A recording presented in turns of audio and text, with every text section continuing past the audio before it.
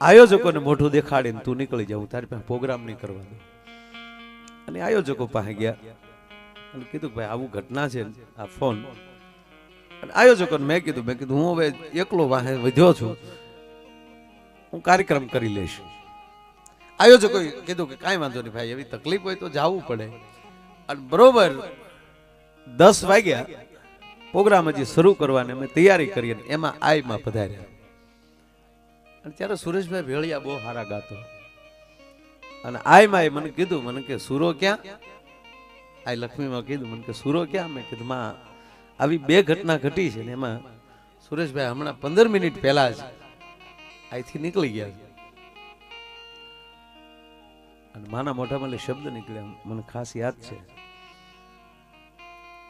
મને કે માયા, માના ભેળિયા ગાતો હોય ને એના કાર્યક્રમમાં ભેળિયાળીઓ આવતી હોય અને એની માનો વાળ વાકો થાય તો તમારા ભેળિયા લાગે. સૂર્ય મને કે આગળ આવશે તું જો. અને સાહેબ 20 મિનિટ થઈ અને સુરેશભાઈ પાછા આવ્યા. દાંત કાઢતો કાઢતો ગાડી વાળી નીચે ઉતર્યો. મને કે માયાભાઈ પાછા સમાચાર એવા આવ્યા કે બાની તબિયત બહુ સારી થઈ ગઈ છે ને હાલે તો મા સાથે વાત કરી લે. અને મારા માએ મને કીધું બેટા પ્રોગ્રામ અધૂરો કરીને ના આવતો, પ્રોગ્રામ પૂરો કરીને પછી આવજે.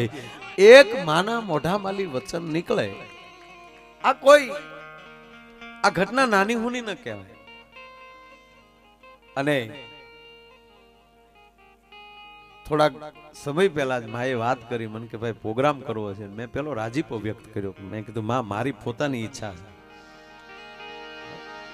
અને અહીંયા આ તકે ગાવું બોલવું એ તો ગૌણ વસ્તુ છે મારા બાપ, પણ આવા ધામમાં ને એટલો બધો ચારણ સમાજ બેઠો હોય, રાજપૂત સમાજ બેઠો હોય, આહિર સમાજ બેઠો હોય, કોળી સમાજ બેઠો હોય, લુવાણા સમાજ બેઠો હોય. હું જોતો હતો ગીરગઢલાથી ટ્રેક્ટર ભરાઈ ભરાઈને આવતા આ રોડે. હું જોતો હતો ને એવું જોતો જાઉં. પાછું હું તો ક્યારેક પૂછું ત્યાં ક્યાંય બાજુ જાવ તા કે ત્યાં પ્રોગ્રામ છે, કોણ કોણ કલાકાર છે, કે એ જે હોય બાકી અમે સાંભળવા જાય છે. ત્યારે આપણું અભિમાન ભાંગી જાય કે હા